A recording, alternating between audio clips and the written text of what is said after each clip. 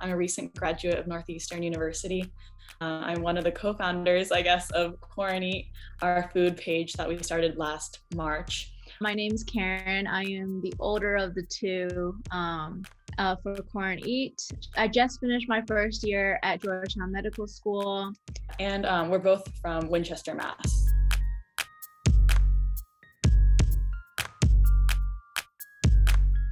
So when everything shut down, I kind of just had a random idea to start documenting the food that I was making in quarantine, since I had limited pantry and we were getting recommendations to stock up your pantry, but don't make too many trips to the grocery store. My friends always tell me, oh, you should start a food account, because I was posting a lot of food content or cooking content on my personal Instagram. And I was like, oh no, I'm too busy. I always put it off. I didn't really want that responsibility of running a food Instagram account.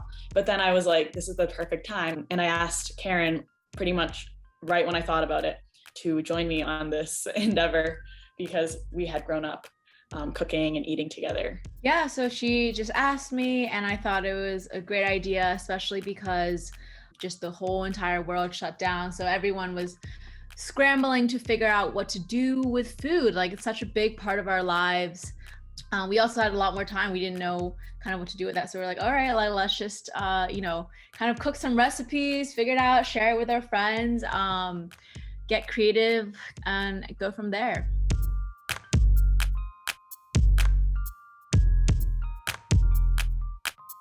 We definitely both have felt that we've built like a really strong community. Even when we just like make something, we get a lot of great feedback from our followers. But I think the times that our community really shows up for us is when we raise awareness for social causes. I think that's when we realize, wow, like we have built a community here.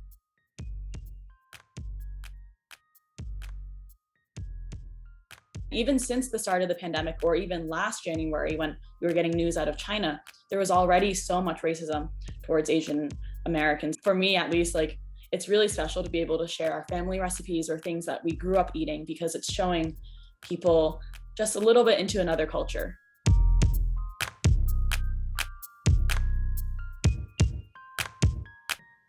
Felt like this was the biggest platform I had ever had. Yeah.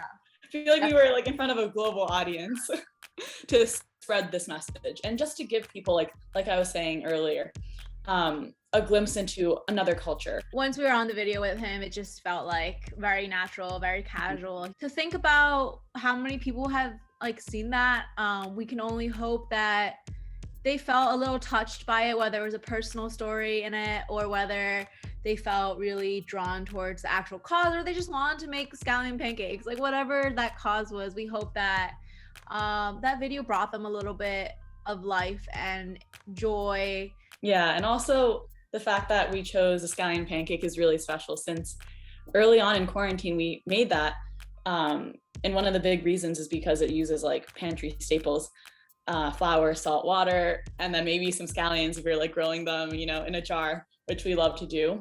But it also kind of represents like struggles of our parents. Like they grew up eating rice and then like wheat products. So when we made that early on in quarantine, it was kind of a big hit, and a lot of our friends made it since it was so easy. It's really special to be able to share like just a simple scallion pancake with Anthony and have a lot of people around the world like follow along.